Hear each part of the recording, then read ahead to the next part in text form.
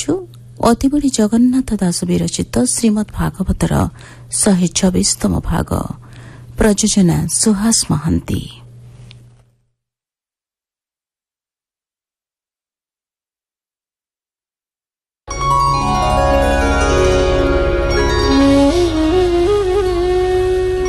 नारायणं नमस्कृत्य नरं चैव नरोत्तमं देवीं सरस्वतीं व्यासं ततो जयमुदीरयेत्।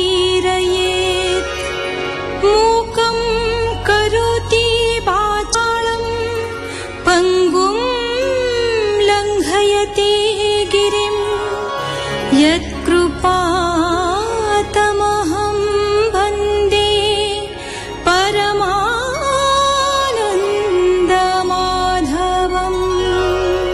ସ୍ୱୟଂଭୁବ ମନୁ ପ୍ରିୟବ୍ରତଙ୍କୁ ସମଗ୍ର ଭୂମଣ୍ଡଳର ଭାର ଅର୍ପଣ କରି ନିଜେ ଭୋଗାଶକ୍ତିରୁ ନିବୃତ୍ତ ହେଲେ।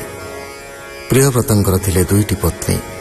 ପ୍ରଥମ ପତ୍ନୀ ବିଶ୍ୱକର୍ମାଙ୍କ କନ୍ୟା ବହିର୍ଷ୍ମତୀଙ୍କ ଗର୍ଭରୁ ତାଙ୍କର 10ଟି ପୁତ୍ର ଜାତ ହୋଇଛନ୍ତି। ତନ୍ମଧ୍ୟରୁ 3 ପୁତ୍ର ନିବୃତ୍ତିପରାୟଣ ହୋଇଯିବା ପରେ ସେ ଭୂମଣ୍ଡଳକୁ ଜମ୍ବୁ, ଶାକ, ଶାଳ୍ମଳୀ, ପ୍ରକ୍ଷ, କୁଶ, ପୁଷ୍କର ଓ କ୍ରୌଞ୍ଚ ସପ୍ତଦ୍ୱୀପରେ ବିଭକ୍ତ କରି ଆଗ୍ନିଧ୍ର ଓ ଇଦ୍ମଜିହ୍ୱା ଆଦି ଅବଶିଷ୍ଟ 7 ପୁତ୍ରଙ୍କ ମଧ୍ୟରେ ବାଣ୍ଟି ଦେଇ ପୁନରାୟ ସ୍ୱନିନ୍ଦା କରି ବୈରାଗ୍ୟ ଅବଲମ୍ବନ କଲେ। ଆଗ୍ନିଧ୍ର ହୁଅନ୍ତି ଜମ୍ବୁଦ୍ୱୀପର ରାଜା। ଶୁକ ଉବାଚ ଶୁଣ ରାଜନ ଏ ଅନ୍ତରେ ପିତାର ଆଜ୍ଞା ଘେନି ଶିରେ ଜମ୍ବୁଦ୍ୱୀପରେ ପ୍ରଜାଜନ ଆଗ୍ନିଧ୍ର କରଇ ପାଳନ। ଏମନ୍ତେ କେତେ ଦିନ ଗଲା ଆଗ୍ନିଧ୍ର ମନେ ବିଚାରିଲା ସନ୍ତୋଷ ପିତୃଲୋକଙ୍କର କେମନ୍ତେ ହୋଇବ ମୋହର। ଏମନ୍ତ ମନେ ବିଚାରିଲା ମନ୍ଦର ଗିରିରେ ମିଳିଲା ସୁରବନିତା କ୍ରୀଡ଼ା ସ୍ଥାନେ ପଶିଲା ଗହନ କାନନେ। ସଂସାର କର ତାଙ୍କୁ ଧ୍ୟାଇ ବସିଲା ସ୍ଥିର ମନ ହୋଇ। ତାହା ଜାଣିଲେ ଭଗବାନ ଯେ ବ୍ରହ୍ମା ସୃଷ୍ଟିର କାରଣ। ସଭାରେ କରଇ ଗାୟନ ଯାହାର ପୂର୍ବ ଚିତ୍ତି ନାମ। ଅତି ସୁନ୍ଦରୀ ଅପସରୀ ତାକୁ ପେଶିଲେ ବେଗ କରି।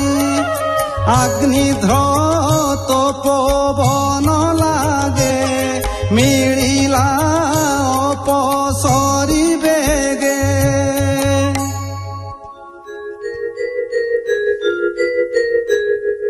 ଅତିମଞ୍ଜୁଳ ମନୋହର ବିବିଧ ବିଟପି ଅପାର ଘନ ନିବିଡ଼ ଲତା ମାନ ଅଛନ୍ତି ନାନା ପକ୍ଷୀଗଣ। କର୍ଣ୍ଣାକିର ମଧୁନି ମାନ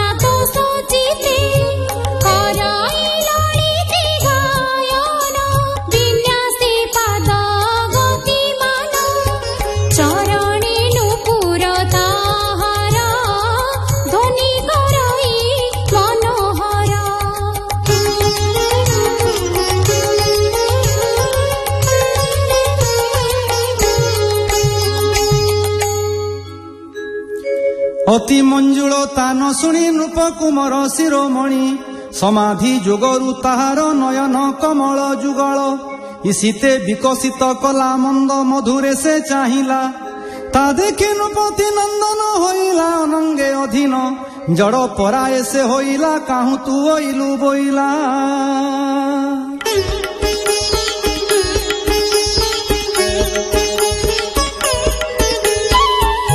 বন দেবতা মায়া করি বনকি খোঁজু বন হেরি কামর অস্ত্র মান যোখি কি অর্থে বুলু তু মৃগাখি কহ তু বচন মৃগকু লোড়ু কি কারণ তো বেনি কমল লোচন নিশ্চয় অনঙ্গর বাণ চরণ পঙ্কজে তোহর মধুর বাজই নুপুর শরীর পুলক তোহর পুরে ঘন কুচ ভার কিয়বা চক্রবাকেনি শরীরে কহিছু ভামিনী মধ্যভাগ যে কৃষ তোর বিষয়ী অতি মনোহর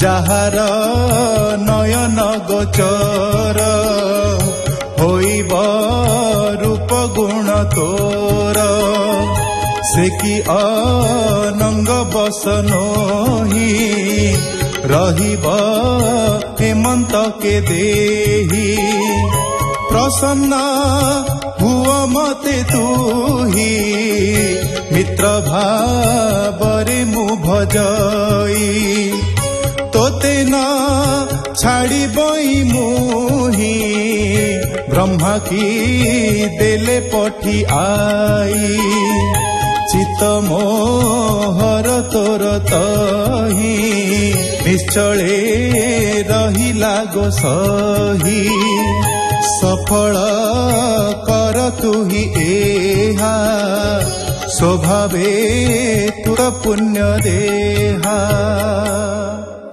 এমন্তে অনুনয় বাণী বিবিধে কহে নৃপমণি মধুর কোমল বচন কহি হরিলা কন্যা মন নৃপ কুমর রূপ গুণ বিদ্যা যৌবন সুরপণ এমন্ত গুণে কন্যা মন তক্ষণে হইলা বন্ধন আগ্নিধ্র সঙ্গতে সুন্দরী লক্ষে বরস ভোগ করি জম্বু দ্বীপর পতি তুলে বিবিধ ভোগ সে ভুঞ্জিলে সে পূর্ব চিত্তি গর্ভুজাত হইলে অগ্নিধ্রর সুত নাভিরম্যক কিং পুরুষ কুরু ভদ্রস্ব হরিবর্ষ হিরণ্ময় যে ইলা বৃত্ত কেতুমাଳ এ নবসুত বরস বরস কেতার হইলা এ নব কুমর গৃহকু পূর্ব চিত্তি তেজি ব্রহ্মাচরণে পুণ ভজি এ অন্তে অগ্নিধ্র রাজন সকামে করি কর্মমান কি দিন অনন্তরে গমিলে সে পিতৃলোকরে পিতা পিতৃলোক অন্তরে পুত্রতা বিভাজে সংসারে মেরুর কন্যা মান যেতে বিবাহ হইলে বেদ মতে তাহাଙ୍କୁ বিবাহ হইলে ধর্মরে পৃথিবী পাଳିলে কহই বিপ্র জগন্নাথ অগ্নিধ্র সুতঙ্ক চরিত ইতি শ্রীমদ ভাগবতে মহাপুরাণে পারমহংস্যং সংহিতায়ং পঞ্চম স্কন্ধে অগ্নিধ্র বর্ণনম নাম দ্বিতীয় অধ্যায়।